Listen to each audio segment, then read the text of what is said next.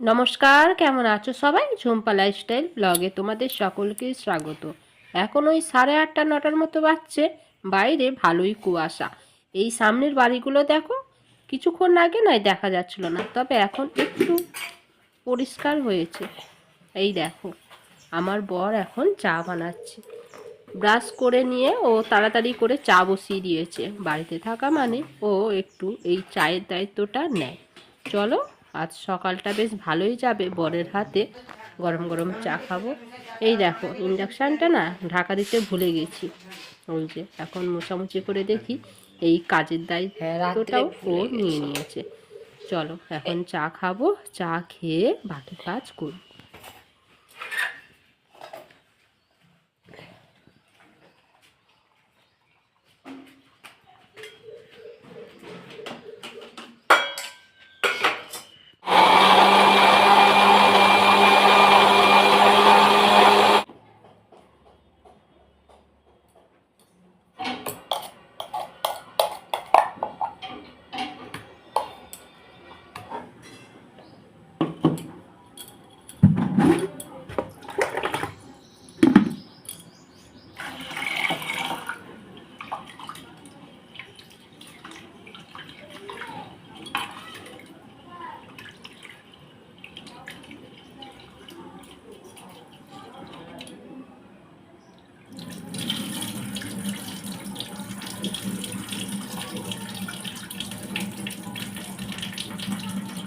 বর চা খেয়ে ও একটু বেরিয়েছে ওই যে সেলুনে যাবে বলে। আমি ততক্ষণে স্নান টান সেরে পুজো দিয়ে এইদিকে চালটা ধুয়ে নিয়েছি, আর সবজিগুলো তো কেটে রেখেছি। আজকে শুধু মাংসটাই হবে।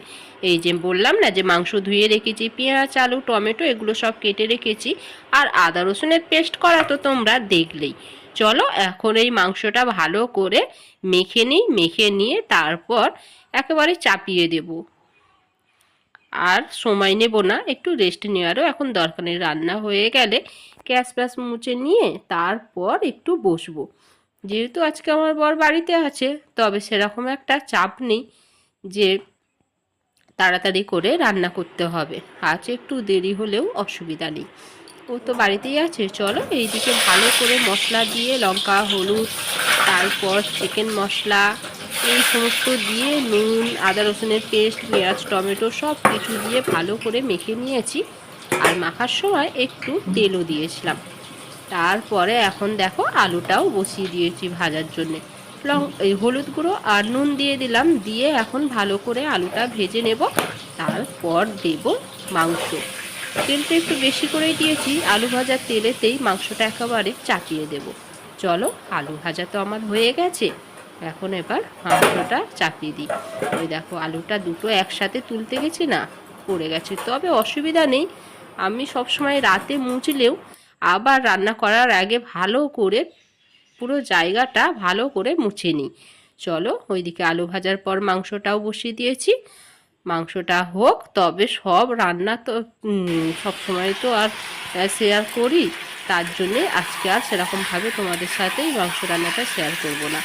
চলো আজকে ওই একটু দেখিয়ে দিলাম, মাংসটা ভালো করে কষিয়ে নেব, নিয়ে একটু সামান্য জল দেব, কারণ একটাই তো তরকারি, এটা দিয়েই খেতে হবে। ওইদিকে বসিয়ে দিয়ে দেখো, এই দেখো এই বাসনগুলো আমি মেজে নিয়েছি। অনেকগুলো বাসন পড়েছিল, রান্না করতে করতে এটাও হয়ে গেছে। চলো, আমার বর এত ভোলা, ও আমায় কিছু একটা বলবে বলে, তবে ও ভুলে গেছে। যাই হোক, বাড়ি চলে এসছে, চুল মনে পড়েছে এসছে। দেখো চুলের অবস্থাটা, পিছনে তো পুরো উড়িয়ে দিয়েছে, সামনের গুলো মনে পড়বে। চলো স্নানটা সেরে মনে পড়তে পড়তে ভোর হয়ে যাবে। আমি ভাত বাড়ি।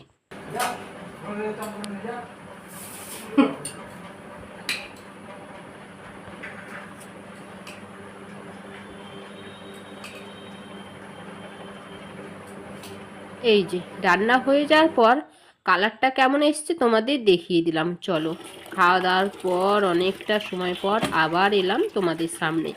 এইদিকে এই কলটাতেই আমরা জল ভরি। আমার বর বাড়িতে আছে মানে ও জল ভরার দায়িত্বটা ও নিয়েছে।